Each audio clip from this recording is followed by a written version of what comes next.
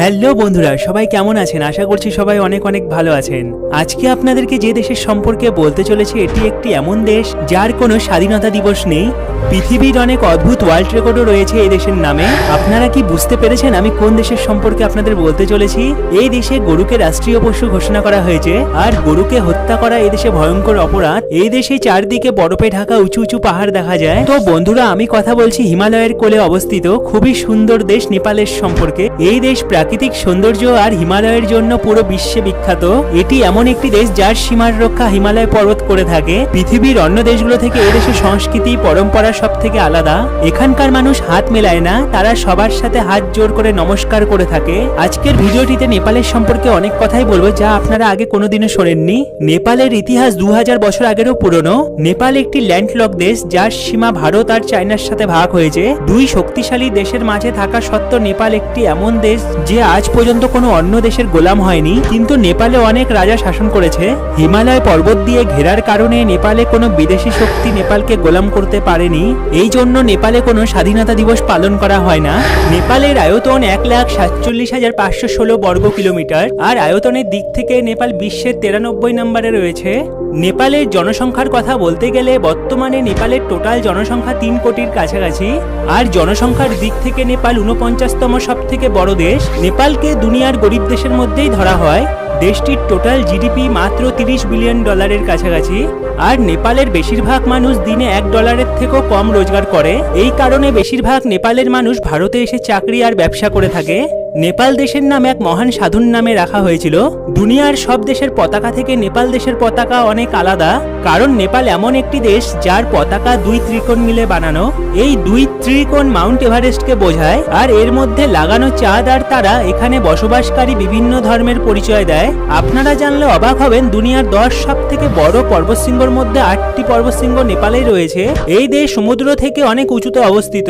এই কারণে নেপালকে দুনিয়ার ছাদও বলা হয়। নেপালকে কান্ট্রি অফ গ্লোরি নামেও জানা হয়, কারণ এখানকার প্রাকৃতিক সৌন্দর্য যে একবার দেখে তার মন নেপালেই পড়ে থাকে।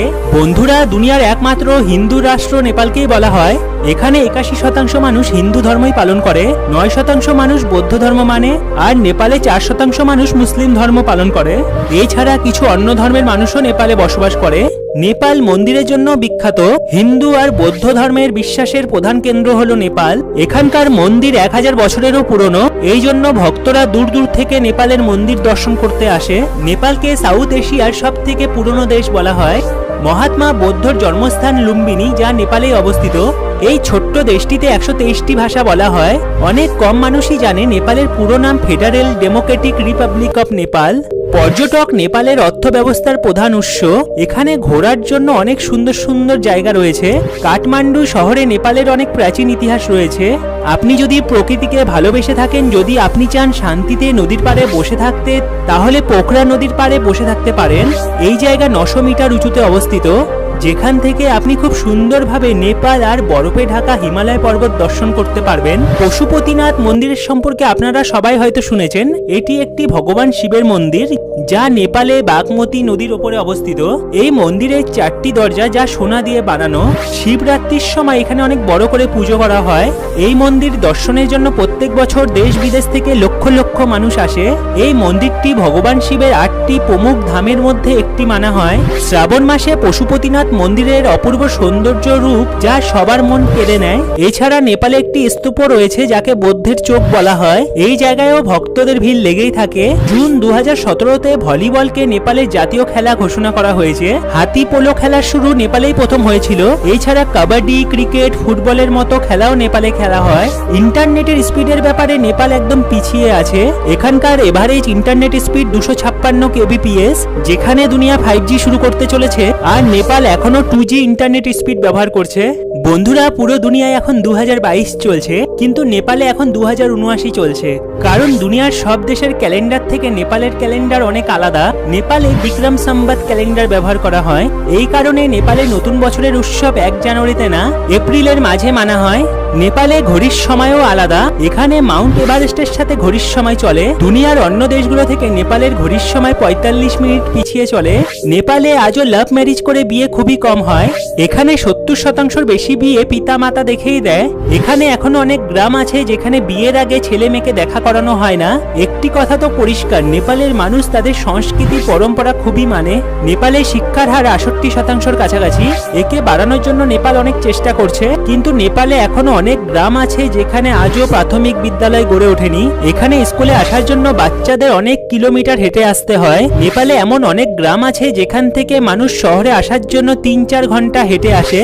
বন্ধুরা, দুনিয়ার বেশিরভাগ দেশে রবিবার ছুটির দিন মানা হয়, কিন্তু নেপাল এই বিষয়েও আলাদা। এখানে সপ্তাহে ছুটির দিন শনিবার মানা হয়, আর শুক্রবারে সব অফিস দপ্তরে হাফ ডে হয়। নেপাল দুনিয়ায় জল সংরক্ষণের ব্যাপারেও দ্বিতীয় স্থানে রয়েছে, কিন্তু নেপালের মানুষ জলের সঠিক ব্যবহার করতে জানে না। নেপাল চাইলে হাইড্রো পাওয়ার প্ল্যান্টে এত বিদ্যুৎ তৈরি করতে পারে যে তার দেশের মানুষকে 24 ঘন্টা বিদ্যুৎ দিতে পারে, সাথে বেঁচে যাওয়া বিদ্যুৎকে অন্য দেশে বিক্রি করে নিজের দেশের অর্থ ব্যবস্থা মজবুত করতে পারে। কিন্তু নেপাল এই বিষয়ে কোনো নজরই দেয়নি। এই জন্য নেপালের বেশিরভাগ জায়গায় 8 থেকে 10 ঘন্টা বিদ্যুৎ পেয়ে থাকে। নেপাল পোশাক, মাটির বাসন, সিমেন্ট আর চিনির এক্সপোর্টও করে থাকে। নেপাল আর ভারতের মধ্যে আগে থেকে খুব ভালো সম্পর্ক। আর আপনাদের বলে রাখি, নেপালের মানুষও ভারতীয় সেনাতে যোগ দেয়। এই সেনার নাম হলো গোর্খা রেজিমেন্ট। এই রেজিমেন্টের শুরু ব্রিটিশ ইন্ডিয়া দ্বারা হয়েছিল। নেপাল একটি শান্তির দেশ। নেপালে কোনোদিনও জাতি ধর্ম নিয়ে লড়াই হয়নি। এখানে সব ধর্মের মানুষই সুন্দরভাবে জীবন কাটাচ্ছে। নেপালে সব ধর্মের উৎসবই খুব ধুমধাম করে পালন করা হয়, আর শিবরাত্রির জন্য এখানকার মানুষ সারা বছর অপেক্ষা করে থাকে। নেপালের ফাস্ট ফুডও খুব টেস্ট। মোমো এখানকার জনপ্রিয় ফাস্ট ফুড। আপনি নেপালের রাস্তায় গলিতে গলিতে মোমোর দোকান দেখতে পাবেন। নেপালের সাথে সাথে ভারতেও মোমো লাভারদের সংখ্যা বেড়েই চলেছে, আর বিশেষ করে মেয়েরা মোমো খেতে বেশি ভালোবাসে। এছাড়া নেপালের বেশিরভাগ ঘরে ভাত ডাল খাওয়া হয়। ননভেজ খাওয়া মানুষের সংখ্যাও নেপালে কম নয়। নেপাল এমন একটি দেশ যেখানে মদ কম খাওয়া হয়। এখানে অর্ধেকেরও বেশি পুরুষ কোনোদিনও মদ খায়নি। এই জন্য নেপালের প্রশংসা তো করাই যায়। নেপালের মানুষেরা ওয়ার্ল্ড রেকর্ড বানাতে অনেক ভালোবাসে। দুনিয়ার সব থেকে ছোট মানুষের রেকর্ড নেপালের একটি ব্যক্তির নামে রয়েছে, যার নাম চন্দ্র বাহাদুর ডাঙ্গি। এনার লম্বা মাত্র 55 সেন্টিমিটার, যার জন্য এনার নাম গিনিস বুক অফ ওয়ার্ল্ড রেকর্ডে দরখাস্ত করা হয়েছে। দুনিয়ার সব থেকে বেশি সময় ধরে হ্যান্ডশেক করার রেকর্ডও নেপালের 2 পুরুষের নামে রয়েছে। এই 2 পুরুষ 42 ঘন্টারও বেশি হ্যান্ডশেক করেছিল। এটি শুনতে তো সহজ মনে হয়, কিন্তু এত সময় ধরে হ্যান্ডশেক করে রেখে যা ঘাম হয়, আর এই ঘামের মধ্যে হাত না ছাড়া একটি অসম্ভব কাজ। বন্ধুরা, নেপালে দুনিয়ার সব থেকে উঁচু পর্বতশৃঙ্গ রয়েছে, যার নাম মাউন্ট এভারেস্ট। জর্জ এভারেস্টের নামে এই পর্বতশৃঙ্গের নাম রাখা হয়েছে মাউন্ট এভারেস্ট। দুনিয়ার সব থেকে উঁচু লেক যা নেপালে রয়েছে, যা 3800 মিটার উঁচুতে অবস্থিত। এই লেকের নাম কাজিন সারা লেক। আপনাদের বলে রাখি, কাঠমান্ডু শহরের জায়গায় কয়েক হাজার বছর আগে প্রথমে একটি নদী ছিল। এখন এটি একটি নেপালের বড় শহর আর নেপালের রাজধানী। নেপালের জীববৈচিত্র্য কম নয়। এখানে 900-রও বেশি প্রজাতির পাখি দেখতে পাওয়া যায়। বিভিন্ন প্রজাতির প্রজাপতিও নেপালে দেখা যায়।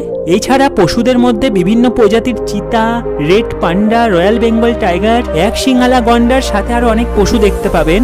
এই জন্য নেপালকে এশিয়ার অ্যামাজনও বলা হয়। কিছু লোক তো বলেছে তারা নাকি এপিকেও দেখেছে। এপি এক প্রকারের হিম মানব, যাকে আমরা সবসময় গল্পেই শুনে থাকি, কিন্তু এপি যে নেপালে আছে তার প্রমাণ আজ পর্যন্ত পাওয়া যায়নি। দুনিয়ার সব দেশের নকশা একদম আলাদা হয়, কিন্তু নেপাল আর পর্তুগালের নকশা একদম এক। নেপালের বদলে যদি আপনাকে পর্তুগালের নকশা দেখানো হয়, তাহলে আপনি বেশি পার্থক্য বুঝতে পারবেন না। নেপালে একসময় গাঁজা আর তাম্বাকুর ব্যবহার আর অন্য দেশে বিক্রি করা খুব হতো, কিন্তু এখন এর ব্যবহার আর বিক্রির উপর ব্যান্ড লাগিয়ে দেওয়া হয়েছে। নেপালের কারেন্সি নেপালি রুপিস। এটি ভারতীয় টাকার তুলনায় অনেক কম। এক ভারতীয় টাকা নেপালে 1.60 রুপিসের কাছাকাছি। যদি আপনি নেপালে ঘুরতে যান তো খুব সস্তায় ঘুরতে পারবেন। নেপাল আর ভারতের সুন্দর বন্ধুত্বের জন্য নেপালে যদি কোনো ভারতীয় যায়, তাহলে তার পাসপোর্ট আর ভিসার প্রয়োজন পড়ে না। শুধু বর্ডার পার করার সময় ভারতের একটি আইডি প্রুফ থাকা জরুরি, যেমন Aadhaar card, driving licence, PAN card বা অন্য কোনো ভারতের প্রমাণপত্র।